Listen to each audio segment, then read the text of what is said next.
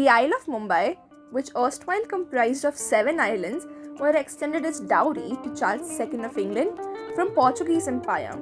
Today, Jyotsna, who's a young, bright performer and actor friend of mine, while Akshita is a brilliant architect, are going to be exploring some less explored places of Mumbai from our 3 diverse perspectives.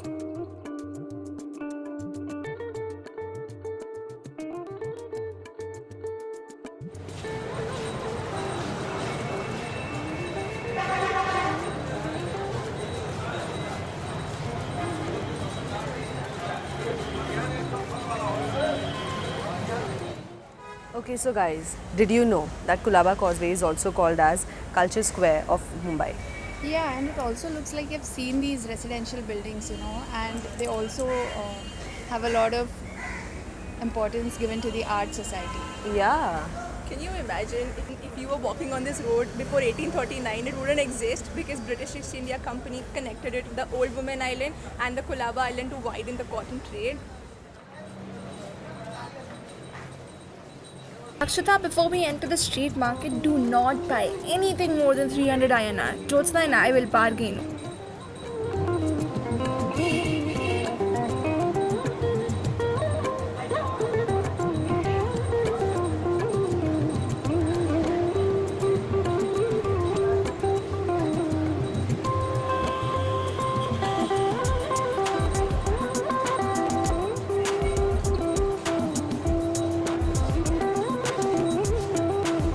Guys, I'm really hungry for a vada pav.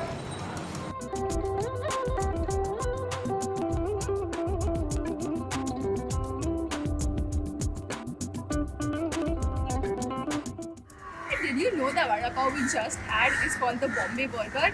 It was first established in the 19th century near the Dadar railway station, but now Bombay cotton mill workers are their biggest consumers. Really? And also as a matter of fact, when the mill workers they lost their jobs, Balasaheb Thackeray, chief of Shiv Sena, he encouraged the local people to start their own vada pav stores. And also we have a lot of varieties of vada pav today. Shezwan, cheese vada pav, but I like the authentic one with the chutney and the chura. Wow, The best. really? Lovely. Yes.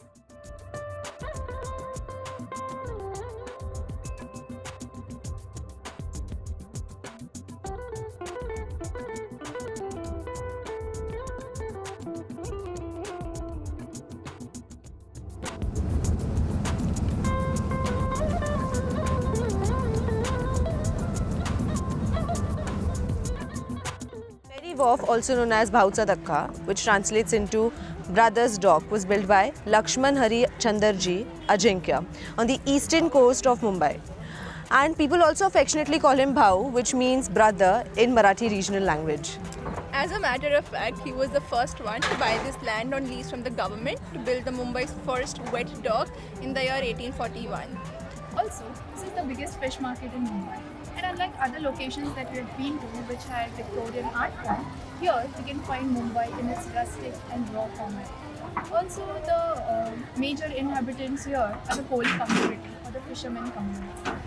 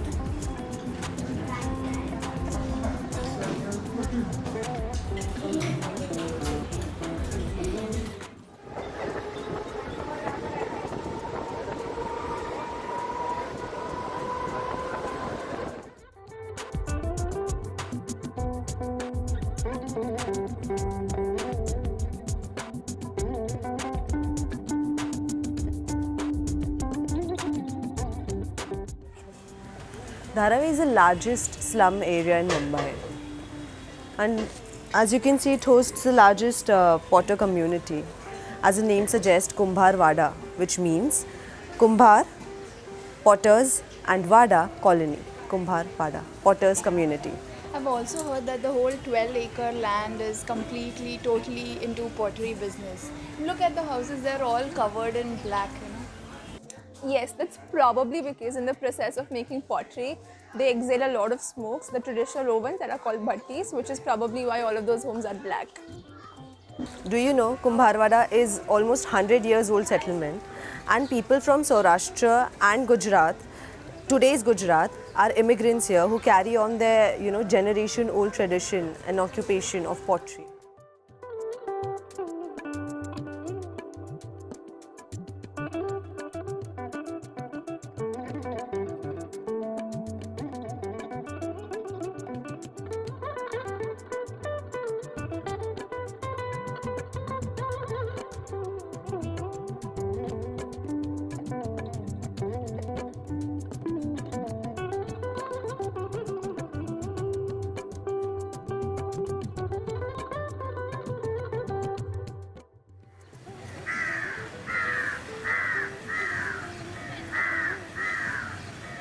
According to a Hindu legend, when Lord Ram, was in search for his wife, for his kidnapped wife, along with his brother, Lord Lakshman, they stopped here as Ram was parched and he asked his brother for water.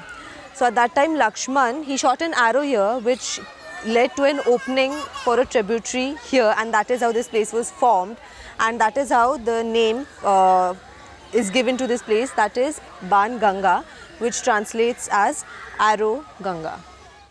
Actually, this place was built by Lakshman Prabhu, who was a minister in the Silhara court of Thane and rebuilt in the year 1715 by Rama Kamath. Vanganga is a typical rectangular tank which we can find everywhere in India, most of the temples in India, but in Mumbai, this is one of its kind. This reminds me of ancient India.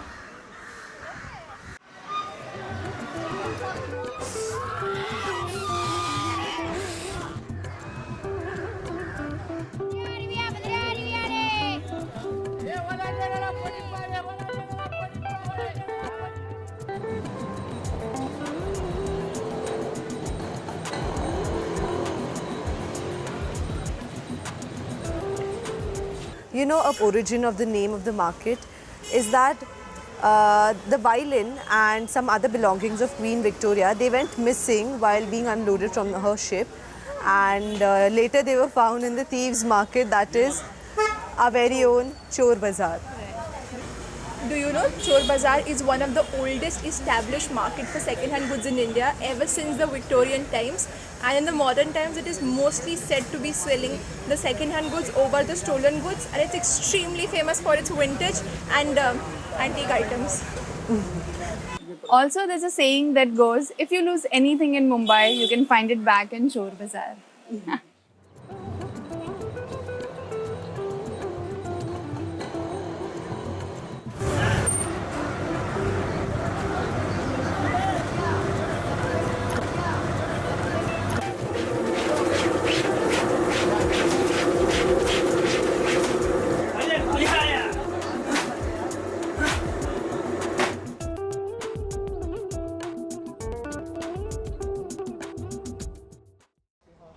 Dhobi Ghat, also known as Washerman's Pen in Hindi, is one of the world's largest open-air laundry spaces in Mumbai, established in the year 1890. And did you know that there are around 200 families who reside here, and they wash around 1 lakh clothes every day?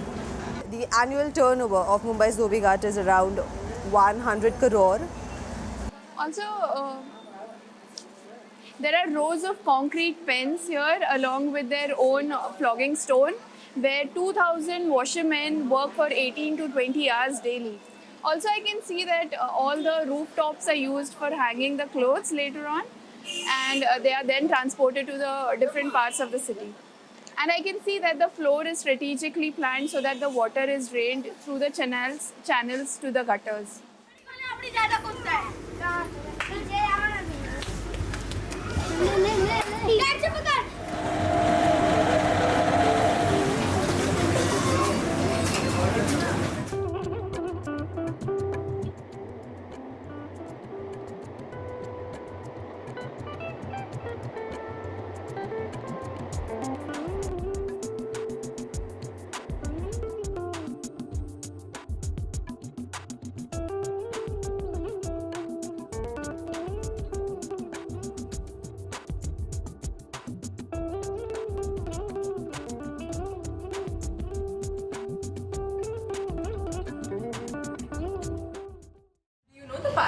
community in India trace their origin to Iran.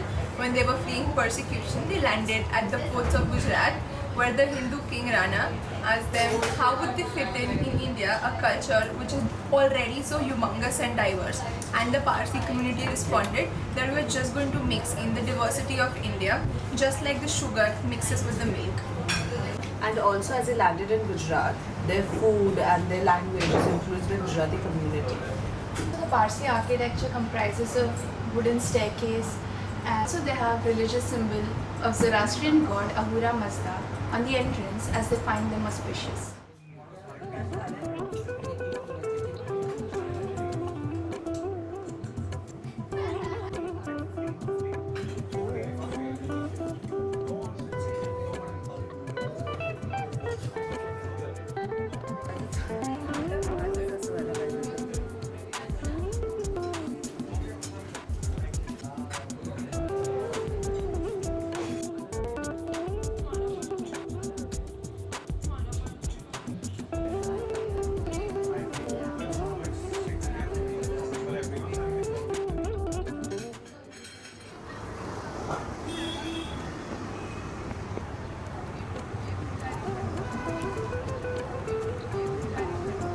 What a significant, historically rich monument.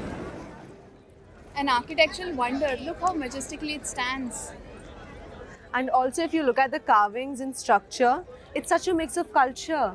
I know, right? Even the architectural style is Indo-Saracenic, which is a mixture of Indo-Gothic and Mughal architecture.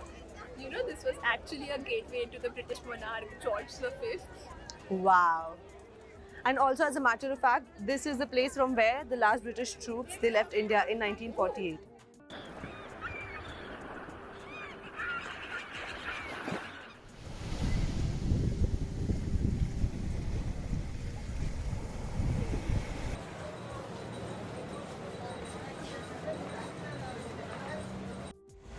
Chhatrapati Shivaji Maharaj Terminus, which was earlier also known as Victoria Terminus, is a 133-year-old UNESCO World Heritage structure that was built by Frederick William Stevens and Alex Haig.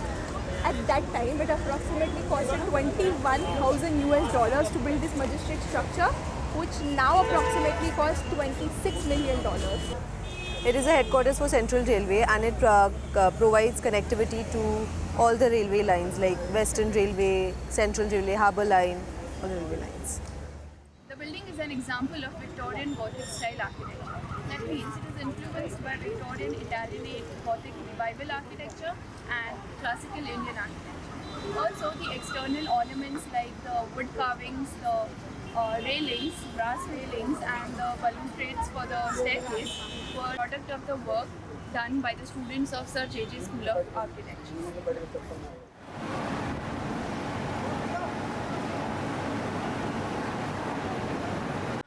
Jyotsna, you have to be kidding me if we come to Girgaon Chowpatty and don't have the chaat, yaar.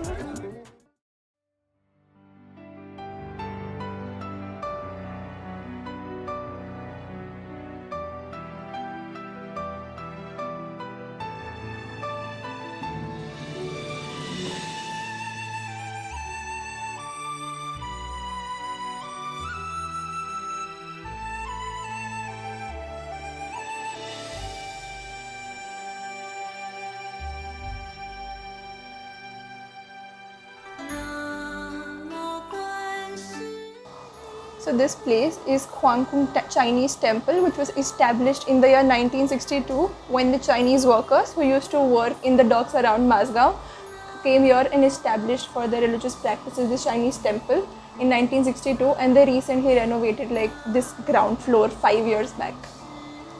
And she is also universally known as the goddess of mercy.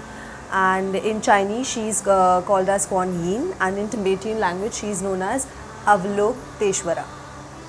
Also here we can find a lot of elements of Chinese architecture. For example, the red color which is used majorly is a sign of happiness and prosperity, whereas the dragons that you can see are used to ward off the evil. Also the temple motifs that you can see on the pillars here symbolizes the purity of Buddha.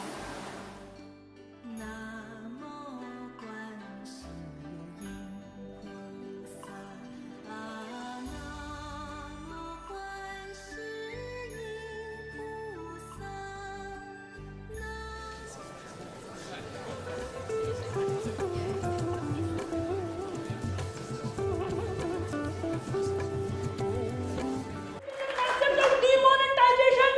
Hence, I find your idea utterly absurd, stupid, ridiculous, farcical, comical, laughable, nonsensical, pointless, senseless, illogical, preposterous. Full stop. Guys, Prithvi is one of the well-known theatres in the art world of Mumbai, and there are many regional and international plays which are performed here. I love it. As a matter of fact, this place was built by Shashi Kapoor and his wife Jennifer Kapoor in the beloved memory of their legendary Prithvi Raj Kapoor when he wanted to have a permanent place for his theatre friends in 1944. Also, do you know that the architect of this building is Ved Segan, and he has built the theatre in an amphitheatre format.